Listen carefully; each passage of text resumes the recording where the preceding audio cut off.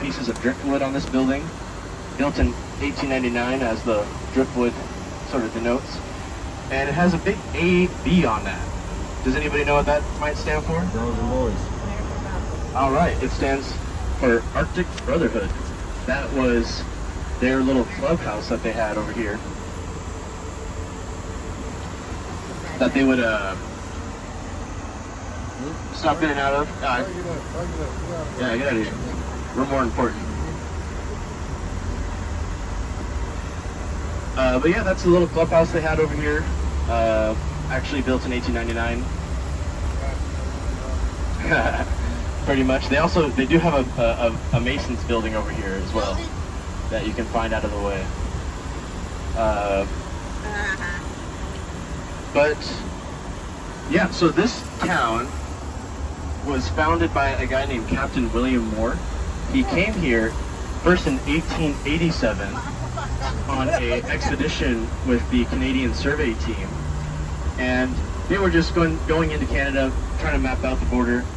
And when they landed here and went further north into the Klondike, he just had a gut feeling that there would be gold found over here, and that Skagway would be a great place for ferries to come in, get people in and out of Canada. He had been a part of two other gold rushes, one in California and one in South America. So with his kind of experience, lay of the land, he used that and built his first cabin. First cabin's going to be ahead of us. That's 1887. Second one, he built this 10 years later in 1897. This is his house that he kind of built with, well, he built with his son and for his son's family. It's well preserved by the NPS. You can actually go in there when it's open and get a good look around. But this is his original first building. It's a little raggedy, but you know, for over 120 years old, it's doing pretty good. That is definitely something you can walk around and check out. Just be nice to it. It's fragile.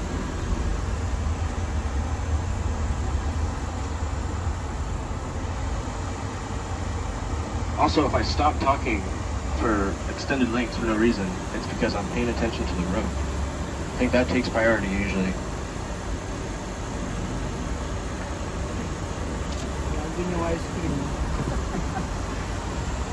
Yeah, but now we're going down Broadway.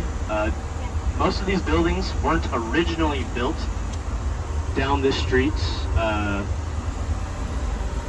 They were actually lifted up and moved around by when a guy named Franklin Reed said, hey, you know what, we need to get this boom town organized, because people were just putting up tents everywhere, making shops, making bars, wherever, willy-nilly. And then one guy eventually, Reed, came in and said, yeah, you know, we should organize this. So they lifted up all the buildings, made Broadway, threw them up in here.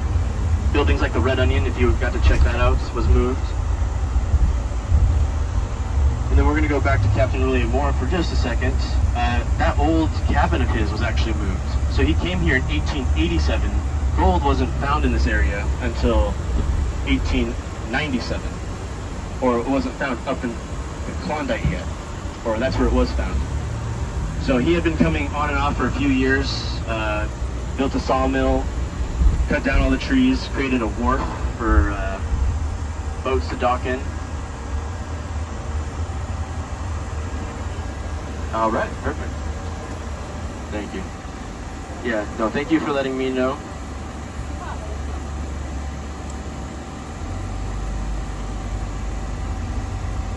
Yeah, don't be afraid to shout at me if it's too hot, too cold, anything. All right. And he cleared out this whole land. He asked the U.S. government for 160 acres. They gave it to him. And during his time coming in and out of this area, he would, leave for the winter, because the winters are pretty harsh. And gold was found in 1897.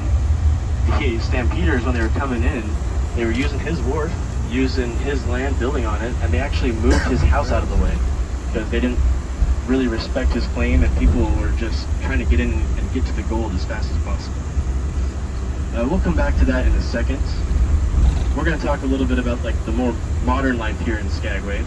So we have probably just around 1,000 or 1,100 full-time year-round residents.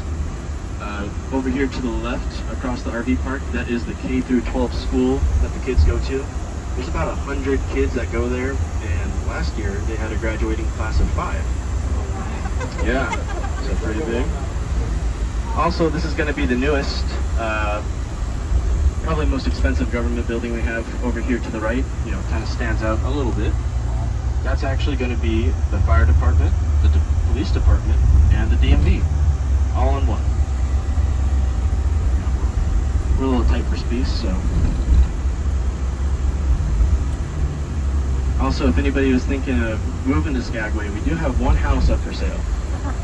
So, who wants to guess what the price is? $1,400,000. Actually, pretty close. It was listed at $1.1 million, and recently got a price reduction to like $970,000-ish. What the heck? So, pretty affordable. Listed 1.2. It's not a mansion, but it's within walking distance of the school. And everything is really, so. Over here to the right, this is the White Pass and Yukon route. This is where the trains come to sleep at night. And they keep all the equipment to service the railroads and make any repairs they might need.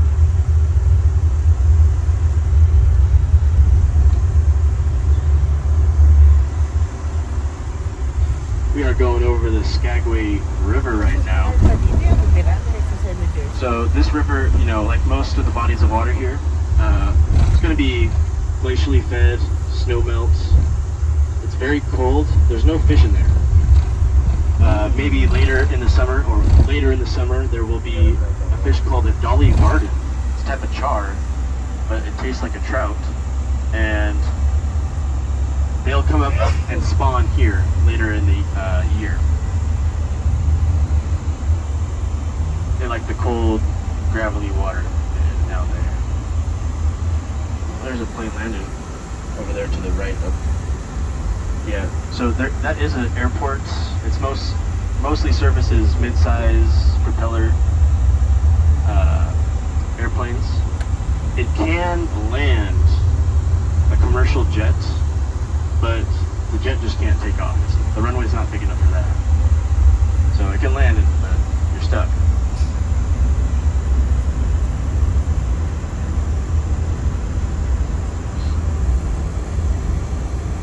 Yeah, also just getting stuff in and out of Skagway is kind of a big deal. We do have a grocery store, one grocery store, and we get a shipment once a week on a Tuesday, and the eggs are gone by Wednesday. So that's kind of a bummer. If we're lucky, we might get a second shipment, but usually not. Also, people like to ask about the post office. We do have a post office here. Mail does come in by plane, as well as ship as well, but no next day Amazon Prime. We have one road and we're on it. This is the only road. Soon we'll be on the official highway, but we have one road in and out of Skagway, and it wasn't even built until 1979. And it wasn't widely used until 1980, about 85, 86. Yeah. All right, so now we're officially on the highway, the one highway, Klondike Highway.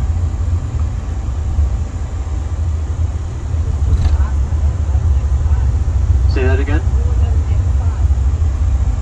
Well, a dozen eggs. So there's the cheap brand, generic brand. It's actually not bad. It's like $4, but those are the first to go.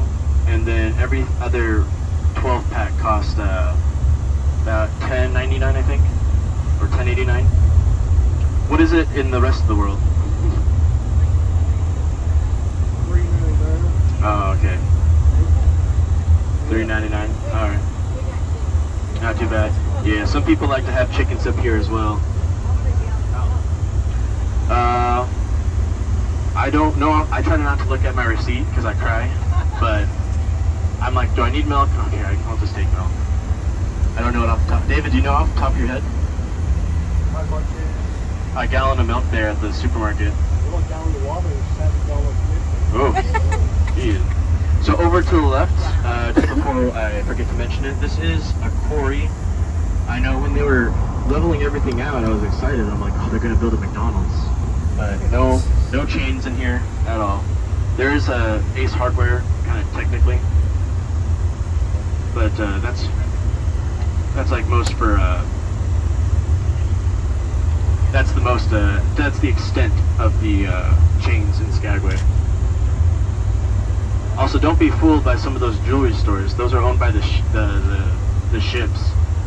So they'll, no one here in Skagway is buying Rolexes and